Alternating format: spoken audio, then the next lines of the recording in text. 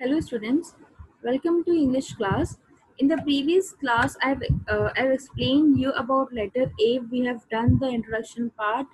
I have told you what the letter A, what the chapter is all about. And in the introduction, we had studied about two famous persons, that is Sudha Chandran and Helen Keller. And we have also gone through Christy Brown's short introduction. Okay, so now today in this class we will start reading about everything about Christy Brown. Okay, so now we'll just start the chapter from now. I was born. I here is Christy Brown. Why I is used here? Because this chapter, the letter A, it's a short extract from his novel. In the introduction part, we have read about his novel, which was entitled "My Left Foot." And this chapter is just a small part, a small extract from his novel. ठीक है, introduction में जो हमने पढ़ा था कि Christie brown ने अपनी ऑटोबायोग्राफी लिखी थी जो कि एक नॉवल में कन्वर्ट हुई थी, उसी नॉवल का एक पार्ट है ये चैप्टर. इस वजह से यहाँ पर आई दिया गया है. I is the speaker himself is none other than Christy Brown. So we'll just start the chapter now.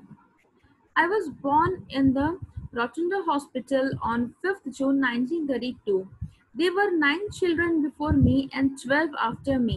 So I belong to the middle group.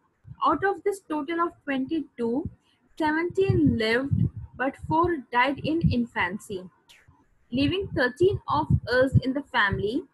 Mine was a difficult birth, I am told. Both mother and son almost died after my birth. I was kept in hospital for a while. So यहाँ पे start ही बता रहे हैं उनकी birth से लेकर के कि जिस टाइम उनका बर्थ हुआ था तब से ही चैप्टर आपको तब से आपको बताया गया है. यहाँ पे क्रिस्टी ब्राउन का बर्थ जो है रोचंडा हॉस्पिटल में हुआ था ऑन 5 जून 1932. इनका बर्थ हुआ था एंड इनकी पूरी फैमिली में क्रिस्टी ब्राउन के पहले 9 चिल्ड्रंस ऑलरेडी थे एंड इनके बाद 12 थे.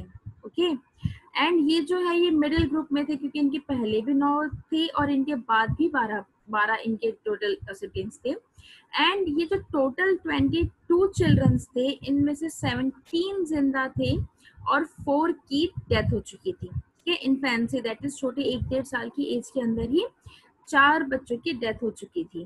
ठीक है, अब जिससे कि इनके जो फैमिली में थे 13 चिल्ड्रन रह चुके थे. ओके, एंड यहाँ पे बता रहा है कि इनका जो बर्थ था वो काफी ज्यादा डिफिकल्ट बर्थ था.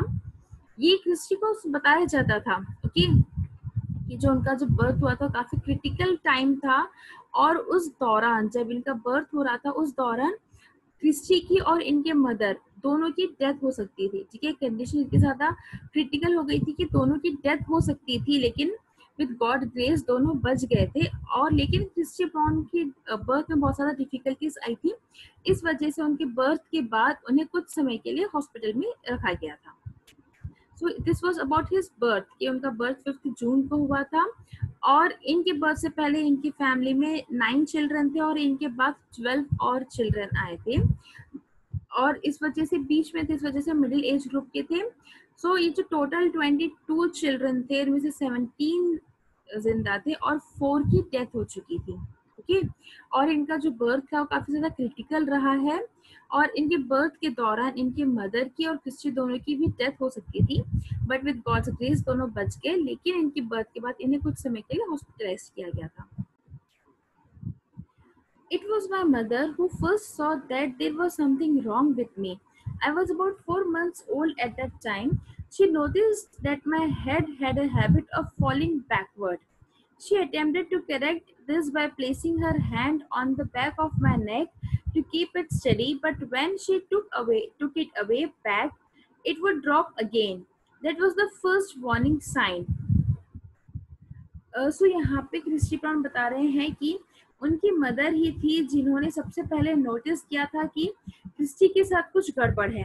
ठीक है, कुछ तो भी अनयूजुअल है क्रिस्टी के साथ. उन्होंने सबसे पहले नोटिस किया कि जो क्रिस्टी का हेड है वो बार बार गिर जाता था. दैट इज जो छोटे बच्चे होते हैं 4 मंथ्स का बेबी जैसा होता है कि उसका जो नेक है वो स्टेबल हो जाता है और जब हम गोद में उठाते हैं तो अपना हेड जो स्टेबल रख सकता है। लेकिन क्रिस्टी के साथ प्रॉब्लम ये थी कि 4 मंथ्स के होने के बाद भी उनका जो नेक है वो स्टेबल नहीं हो पा रहा था। वो बार बार उनका जो हेड है वो फॉल डाउन हो जाता और उसे सपोर्ट देने के लिए हर बार जो उनकी मदर को अपना हाथ से उनके सिर पे सपोर्ट करना पड़ रहा था। ठीक है, ये तब की बात है जबकि वो 4 मंथ्स के थे और ये पहला साइन था, एक warning sign, first warning sign रहा था। ठीक है, जो कि सबसे पहले क्रिस्टी की मदर ने नोटिस किया था। Then she became aware of other defects as I got older. She saw that my hands were clenched nearly to all of the time and were inclined to twine behind my back. My jaws would either lock together tightly so that it was impossible for me to open them, or they would suddenly become limp and fall loose, dragging my whole mouth one side.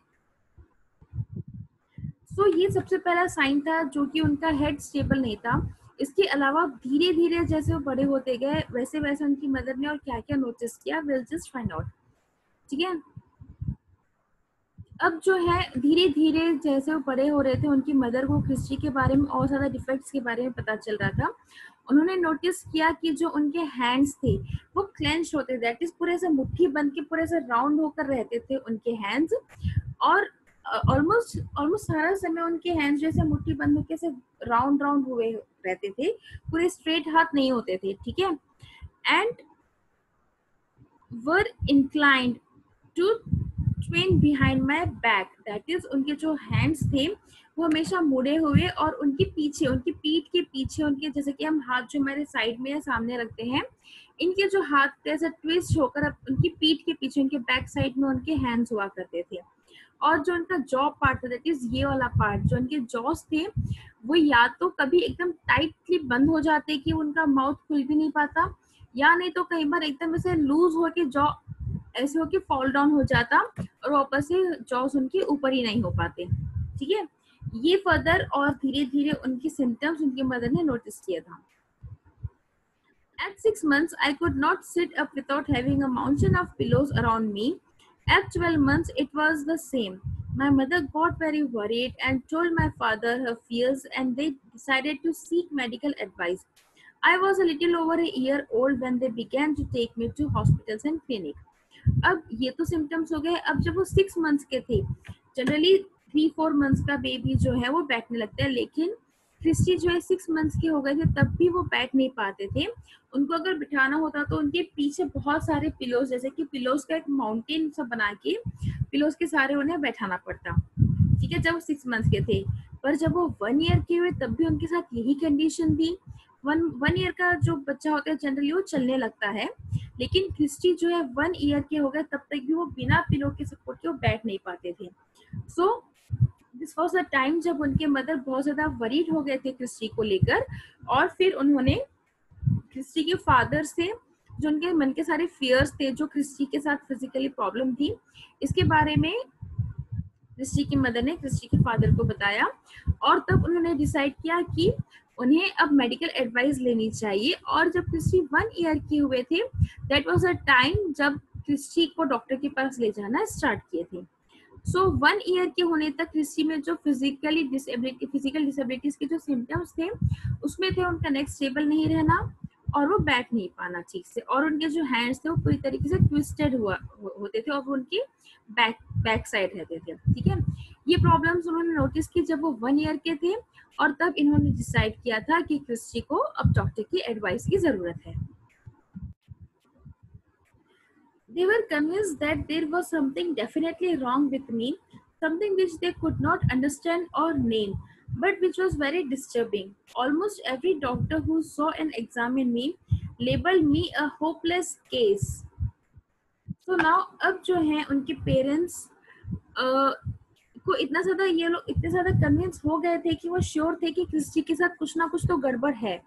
ठीक है, लेकिन उन्हें नहीं पता था कि exactly क्या problem है क्रिस्टी के साथ और जो उनकी बीमारी है उसे क्या नेम देना चाहिए। ठीक है, और ऑलमोस्ट जितने भी डॉक्टर के पास क्रिस्टी को लेकर गए थे, हर किसी ने यही कहा था कि Christy it's a hopeless case, इसे ठीक होने की कोई भी उम्मीद नहीं है। Many told my mother very gently that I was mentally defective and would remain so. They assured her that nothing could be done for me. However, my mother refused to accept this truth that I was beyond cure. She could not and would not believe that I was an imbecile as a doctor told her. She now अब जो है बहुत सारे लोग थे जो Christie की मदद से कहते थे कि क्रिस्टी जो है वो मेंटली डिसेबल्ड है, कि वो पागल भी है, ओके एंड किसी ने कहा था कि डिफेक्टिव और ये हमेशा ऐसे ही रहेगा, और बहुत लोगों ने ये भी मदर को श्योरिटी दिलाई थी कि क्रिस्टी के साथ कुछ नहीं हो सकता है, वो हमेशा ऐसे ही रहने वाला है। लेकिन क्रिस्टी की मदर ने कभी भी किसी की बातों पर बिलीव नहीं किया, वो हमेशा इस चीज को एक्सेप्ट करने से मना करती रही। ठीक है, वो बिल्कुल भी एक्सेप्ट नहीं कर पा रही थी, नहीं करना चाह रही थी कि क्रिस्टी लाइफ लॉन्ग ऐसे ही रहेगा। She could not and would not believe that I was an imbecile.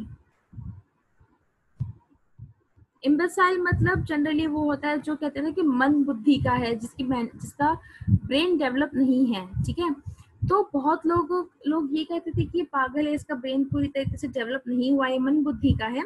लेकिन क्रिस्टी की मदर कभी भी इस बात को एक्सेप्ट नहीं करना चाह रही थी। ठीक है, वो नहीं कर पा रही थी कि उनका बेटा सच में ऐसा है। इवन डॉक्टर्स का भी यही कहना था कि क्रिस्टी मेंटली भी, फिजिकली के साथ साथ तो मेंटली भी डिसेबल है।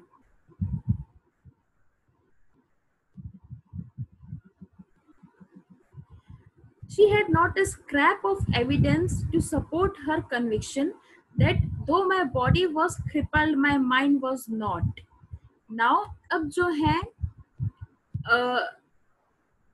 जो क्रिस्टी की मदर हैं, वो जो है वो उनका ये कहना था कि उनके पास ऐसा कोई भी एक छोटा सा भी एक एविडेंस नहीं है जो इस चीज को प्रूव कर सके कि क्रिस्टी मेंटली डिसेबल्ड है। ठीक है, जो फिजिकल डिसेबिलिटी थी क्रिस्टी की वो दिखाई दे रही थी, लेकिन ऐसा कोई भी प्रूफ, कोई भी सबूत नहीं था जो कि ये प्रूफ कर सके कि क्रिस्टी मेंटली भी डिसेबल्ड है। ठीक है, और वो इस चीज को इसी वजह से बिल्कुल भी एक्सेप्ट नहीं करना चाह रही थी, और ना ही कन्विंस हो रही थी कि क्रिस्टी डिसेबल्ड है। ठीक है, ऑल्दो उनकी बॉडी क्रिपल्ड थी, हैंडीकैप थी, लेकिन उनका माइंड हैंडीकैप नहीं था, ये श्योर थी क्रिस्टी की मदर। ठीक है, अब जितना भी लोग उन्हें कहते गए थे क्रिस्टी के बारे में, डॉक्टर्स कहते गए थे कि फिजिकली और मेंटली डिसेबल्ड है, सभी के बार बार इस चीज को कहने के बावजूद भी क्रिस्टी की मदर बिल्कुल भी इस चीज को एक्सेप्ट नहीं कर रही थी कि क्रिस्टी जो है वो मेंटली डिसेबल्ड है। They regarded me as just something to be fed and washed and then put away again and not as a human. अब जो भी लोग थे, जो भी इनसे रिलेटेड लोग थे, इनके रिलेटिव्स थे, फ्रेंड्स थे, फैमिली मेंबर्स थे, इवन जो डॉक्टर्स थे, वो सब लोग क्रिस्टी को इसी तरीके से देख रहे थे कि ये जैसे कि होता है ना कि हमारे पास स्टैचूज होते हैं, डॉल्स होते हैं, कि जो छोटे छोटी गर्ल्स होती है अपनी डॉल्स के साथ कैसे खेलती कि डॉल ले रही है, उसको उसे रेडी करती, उसे उसके कपड़े चेंज करके उसे तैयार करती और फिर रख देती है ना। इसी तरीके से सब लोग रिगार्ड कर रहे थे कि क्रिस्टी भी ऐसा है कि बस हमें उसे लेना है, उसे खाना खिलाना है, उसे नहला के उसे रेडी करना और वापस से उसे वहां पर बिठा देना है। ठीक है, एक टॉय की तरह, जो कि ऐसा टॉय जो कि अपने आप से कुछ नहीं कर सकता है, उससे कंपेयर किया जा रहा था क्रिस्टी को। Okay, It was then that mother decided to take matters into her own hands. I was her child and therefore a part of the family. No matter how dull and incapable I might grow up to be, she was determined to treat me just like the others. अब जब Christie की mother ने ये देखा कि हर कोई इसी तरीके से कह रहा है कि क्रिस्टी एक होपलेस केस है, वो अपने आप से कुछ नहीं कर सकता है, तब उनकी मदर ने डिसाइड किया कि अब क्रिस्टी की देखभाल मैं अपने तरीके से करूंगी। वो मेरा चाइल्ड है। ठीक है, एक मदर के लिए उसके सारे बच्चे इक्वली होते हैं।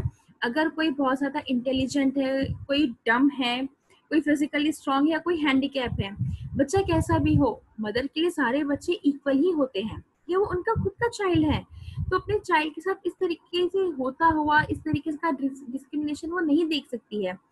इस वजह से क्रिस्टी की मदर ने डिसाइड किया था कि अब क्रिस्टी का मैटर वो अपने हाथ लेंगे और वो अपने अकॉर्डिंग, अपने हिसाब से अपने बेटे का ध्यान रखेगी। ठीक है, अब वो कह रहे फर्दर वो कह रहे थे कि कितना भी चाहे क्रिस्टी सभी के हिसाब से कितने भी वो इनकेपेबल क्यों ना हो, या बड़े होते होते उनमें कितनी ज्यादा इनएबिलिटीज क्यों ना आती रहे, ठीक है, लेकिन उनकी मदर पूरी तरीके से डिटरमाइंड थी कि वो उन्हें उसी तरीके से ट्रीट करेगी जैसे कि बाकी सारे बच्चों को ट्रीट किया जा रहा है, ठीक है। That was a momentous decision as far as my future was concerned. तो ये जो डिसीजन था जो उनकी मदर ने लिया था कि अब वो ना डॉक्टर की सुनेगी ना किसी रिलेटिव या फैमिली वालों की या फ्रेंड की सुनेगी, वो उनके बच्चे को उनके हिसाब से ही अब ट्रीट करेगी। ये एक बहुत ही इम्पोर्टेंट डिसीजन था जो कि क्रिस्टी की मदर ने लिया था, और इसी डिसीजन के बेसिस पे क्रिस्टी का पूरा फ्यूचर डिटरमाइंड था। सो आई होप जितना अभी हमने पढ़ा है क्रिस्टी के बारे में, इतना आप लोगों को समझ में आया है। इसके आगे का हम नेक्स्ट क्लास में पढ़ेंगे। Okay, thank you all.